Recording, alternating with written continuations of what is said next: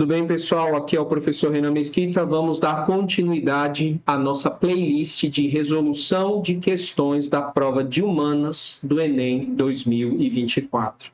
Então, vamos resolver aqui questões de filosofia, sociologia, história e geografia.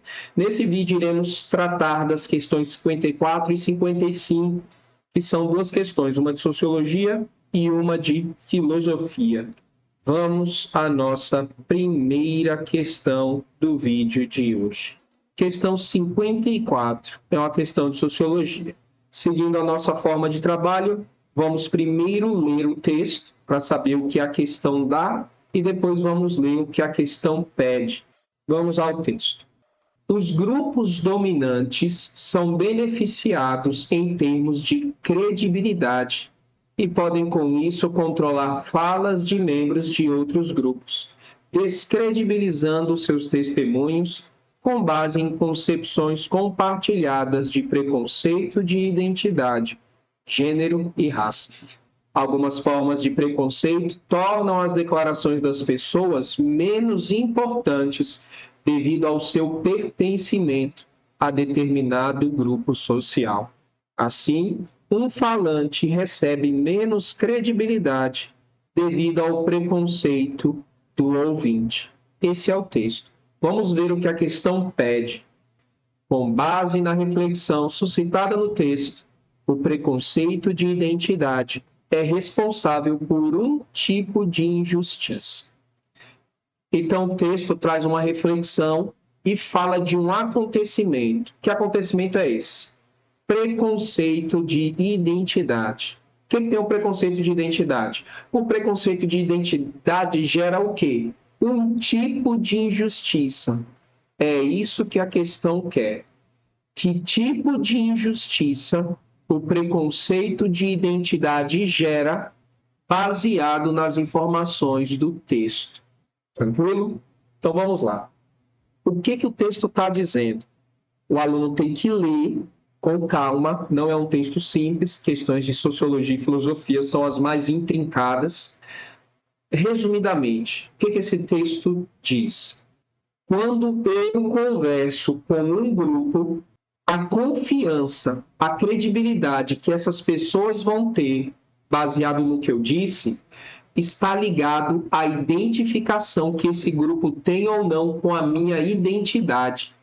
Ou seja, se eu for um homem branco falando para um grupo de brancos, antes de eles escutarem o tipo ou a qualidade da informação, eles vão ter eu vou ter mais confiança desse grupo se eu pertenço ou não ao grupo identitário deles.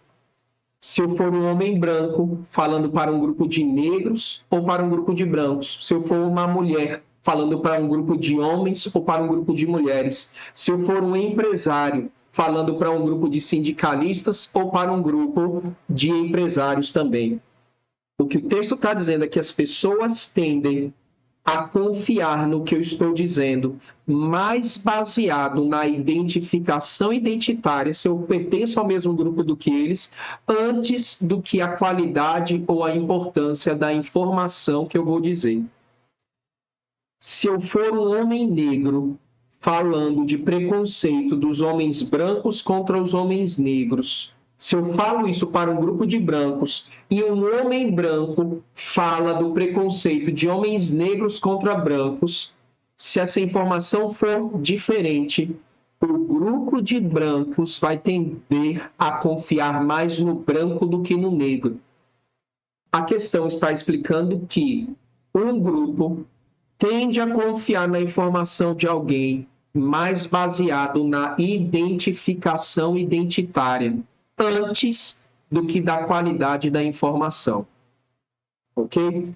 Tem uma frase aqui que que expressa um pouco essa ideia. Olha o que essa frase aqui diz. Algumas formas de preconceito tornam as declarações das pessoas menos importantes devido ao seu pertencimento a determinado grupo social. Se tem uma mulher falando sobre diferença salarial para homens, por causa da diferença de identidade, né, de gênero ali, de homens e mulheres, essas pessoas vão tender a ter menos confiança do que se fosse um homem falando da diferença salarial entre homens e mulheres, ok? Então, as pessoas tendem, ele diz aí algumas pessoas tendem a dar mais valor durante uma fala à identidade de alguém do que ao que ela fala. Um falante recebe menos credibilidade devido ao preconceito do ouvinte. Então, dependendo do preconceito do ouvinte, o que alguém está falando não recebe a devida credibilidade. Tentem ler isso aqui. Se vocês lerem, vocês vão ver que vocês vão chegar a uma conclusão parecida. É isso que o texto diz. Vamos de novo ao que a questão pede. Com base na reflexão suscitada no texto, essa ideia de que a fala de alguém recebe credibilidade dependendo do grupo que ela fala, se há identificação identitária, com base na reflexão suscitada no texto, o preconceito de identidade, ou seja, antes da pessoa falar, eu já dou crédito ou descrédito a ela, se ela pertence ao meu grupo ou não, é responsável por que tipo de injustiça social? Isso gera um tipo de injustiça social. Que tipo de injustiça social que isso gera? Vamos lá. Qual é a injustiça que está acontecendo aqui? Vou explicar antes da gente ir para as questões. É uma injustiça da informação. É uma injustiça do conhecimento. Por quê? Porque o conhecimento está ficando em segundo lugar. O que está ficando em primeiro lugar é se alguém do mesmo grupo identitário que eu está falando. Ou seja, a identificação de identidade conta mais do que a informação, do que o conhecimento, do que o discurso. É uma injustiça de informação, ok? Vamos às alternativas. Qual é o tipo de injustiça? A alternativa A diz assim, é uma injustiça estética, que normatiza os padrões corporais. A questão não está falando de corpo, não está falando de forma, não está falando de estética em nenhum momento. Então, esta questão está errada. É uma injustiça sensorial que privilegia as habilidades visuais? Não. Não é uma injustiça, porque não há erro em eu me identificar com alguém que é do mesmo grupo identitário que eu estou vendo. O errado é eu colocar isso à frente da qualidade da informação. Então, não é uma injustiça sensorial do que eu vejo. Essa também está errada. Será que seria uma injustiça afetiva dos laços afetivos que eu estabeleço, do que me afeta? Também não. Não é essa a questão. É uma injustiça porque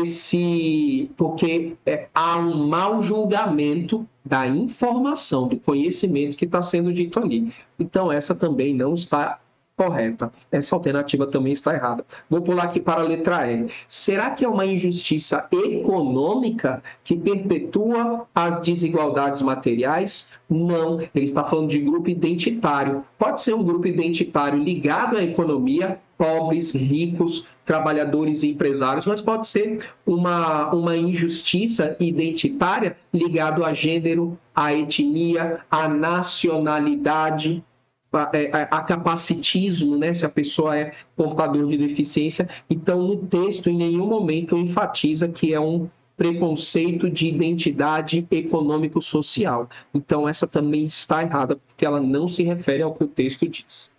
É aqui que a coisa complica para o aluno. É uma injustiça epistêmica? O que é epistemologia? E aí o aluno tem que ter prestado atenção ali na aula de filosofia. Epistemologia é uma palavra ligada à filosofia. Episteme é conhecimento. Epistemologia é o estudo do conhecimento. E é essa a alternativa correta.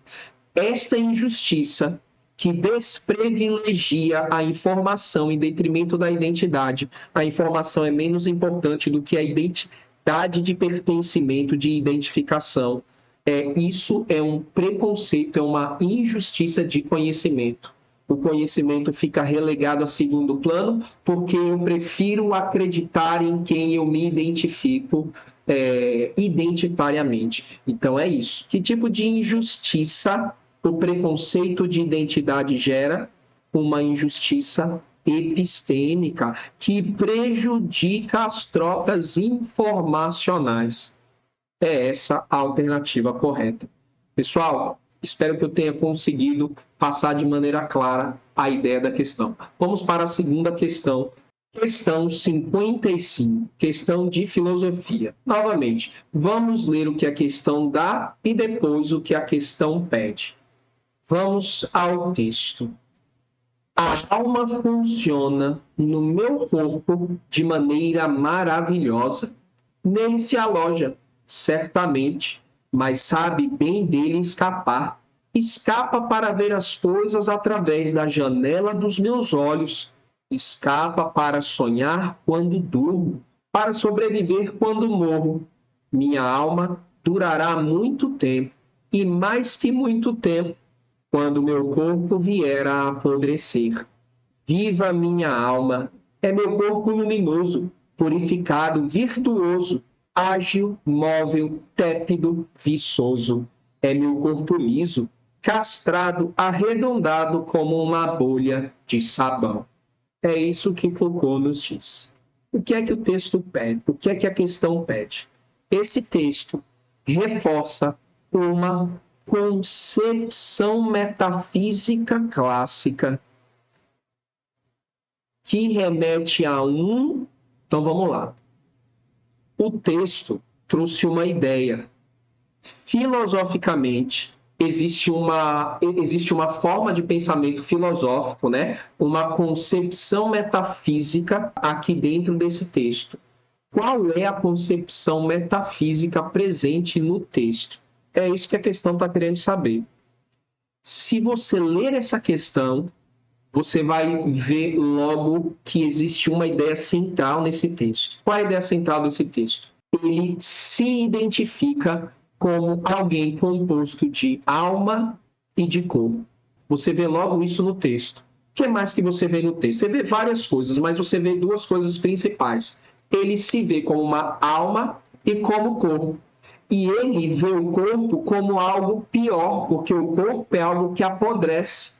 Mas quando ele fala da alma, né? Ele fala, é o meu corpo luminoso, purificado, virtuoso, ágil, móvel, tépido, viçoso. Então, quando o aluno lê, ele vai ver que existem essas duas ideias dentro do texto.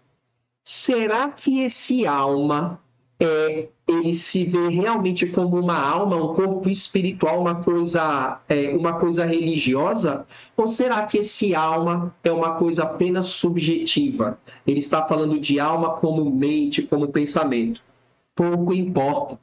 Pouco importa. Você não precisa conhecer o pensamento de Foucault e você não precisa tentar entender se esse alma é uma coisa religiosa ou é algo subjetivo, poético, é apenas a minha mente, os meus pensamentos. Você não precisa saber isso. Você entendeu a ideia geral do texto. Qual é a ideia geral? Não, a ideia principal do texto. Foucault se vê como uma dualidade, como duas coisas. Ele é composto de corpo e de alma. Tem outras ideias aí perdidas no texto, né? As duas ideias principais é isso. Ele é duas coisas, corpo e alma, e ele vê o corpo como uma coisa pior e a alma como uma coisa melhor. Tá certo? É isso que o texto diz, de maneira bem objetiva. Preciso conhecer Foucault? Não. Preciso entender se alma é uma coisa religiosa ou é uma coisa subjetiva, ou pensamento poético? Também não preciso. Vamos ler as alternativas. Qual é a concepção metafísica clássica? Outra coisa que o aluno precisa saber. O que é uma concepção metafísica? Uma concepção metafísica é uma forma de pensamento filosófico que defende que existem realidades aqui no nosso mundo, né, na nossa vida, que estão além da matéria. Ok? É isso, metafísica, de maneira bem simples, para não complicar as coisas. Então, meta é depois e física é matéria. Existem coisas além da matéria. Ou é possível debater, ou pensar, ou falar sobre coisas além da matéria. Quando eu estou falando de coisas que superam o que eu posso ver e tocar, eu estou sendo metafísico. Então, existe uma concepção metafísica no texto. ok? Qual é a concepção metafísica que está no texto? Ele acredita que ele é alma e corpo, que existe uma alma. Nós não somos só uma máquina física. É isso que nós percebemos até agora. Então, vamos ver se a gente acha qual é a concepção metafísica ligada à alma aqui nas alternativas. Letra A. Qual é a concepção metafísica? É um pressuposto lógico? Não. Pressupostos lógicos não são metafísica. Então, esse está errado. E a gente vê que o texto não está tentando ser algo lógico, né? Não está tentando ser racional, objetivo. Então, essa alternativa não é possível de encaixar essa alternativa na questão. Vou passar aqui para a alternativa C. Contemplação da natureza? Não. A única coisa que ele elogia e fala de maneira bem exaltada é da própria alma. Não há contemplação, não há admiração de nada ligado à natureza. Então, essa alternativa não tem nada a ver com a questão. Raciocínio argumentativo. Primeiro, que o raciocínio argumentativo não está ligado à metafísica. E segundo, que a gente não percebe um desencadear racional para chegar a uma conclusão exata aqui dentro. Como eu disse, o texto não parece se remeter a nada nem lógico, nem de raciocínio argumentativo. Só ler o texto que a gente vai ver que isso não está aqui. Crítica à individualidade. Será que ele está criticando ou será que o texto é uma análise rigorosa da própria identidade, querendo criticar aspectos ali para destrinchar o próprio ser? Não parece ser isso, uma crítica à individualidade, né? Então, essa também está errada. Qual é a concepção metafísica presente no texto? Pensamento dicotômico. E aí, mais uma vez, o vocabulário pega. O que é algo dicotômico? É algo que foi cortado, partido. É algo dual, duplo. Então, o aluno teria que saber o significado da palavra dicotomia, dicotômico. Por quê? Porque no texto Foucault fala que ele se vê como duas coisas ao mesmo tempo. O ser Foucault, o ser humano, é composto de alma e de corpo. Esse alma que ele está falando é algo espiritual, religioso, ou é algo subjetivo apenas? Pouco importa. O texto coloca claramente que é um ser que é dividido em duas partes. Ou seja, é um ser dicotômico. Tranquilo, pessoal? Terminamos mais uma questão aqui e mais um vídeo. Espero que tenha ficado tudo claro aí para vocês. Obrigado pela atenção. Se vocês tiverem alguma sugestão, alguma dúvida, alguma contestação, algo que queiram comentar, é só deixar aí nos comentários. Existem mais informações sobre o texto na descrição do vídeo. E vejo vocês na próxima. Até mais.